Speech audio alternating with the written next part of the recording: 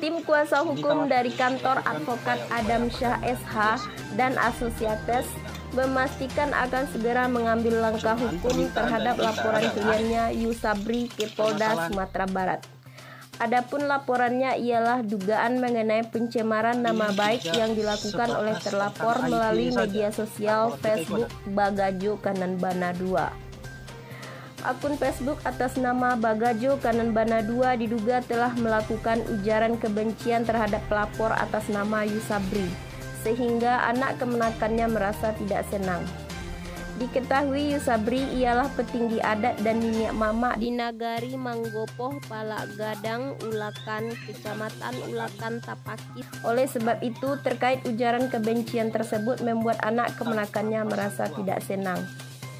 Adam Syah SH didampingi Ade Muhammad Firman di Nagari Manggopoh, Palagadang, Jumat 19 November 2021 menyebutkan langkah hukum dilakukan berupa laporan polisi ke tingkat yang lebih tinggi.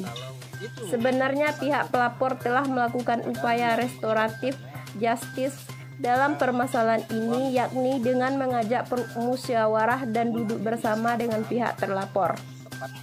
Namun, kata Adam Syah, pihak terlapor tidak mengindahkannya. Maka pelapor melalui kuasa hukumnya meminta untuk melanjutkan proses hukum positif. Yang kalau tidak salah hampir setahun lebih sudah kita memperlakukan. Alhamdulillah proses demi proses berjalan dengan baik dan kita mematuhi aturan mekanisme penyidik.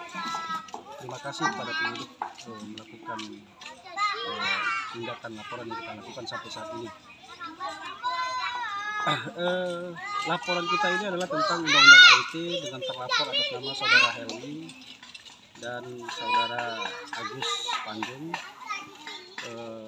tentang undang-undang IT atas ujaran kebencian, patut kami duga atas ujaran kebencian dengan menyatakan datuk tak beradab, dengan melingkari kepala seorang datuk yang berulayat Manggopoh Palagadang, Ulakan. Berdasarkan laporan polisi di Polres Padang Pariaman atas nama Yusabri CS telah melaporkan diduga tindakan pencemaran nama baik melalui akun media sosial Facebook bernomor LP-166-12-2020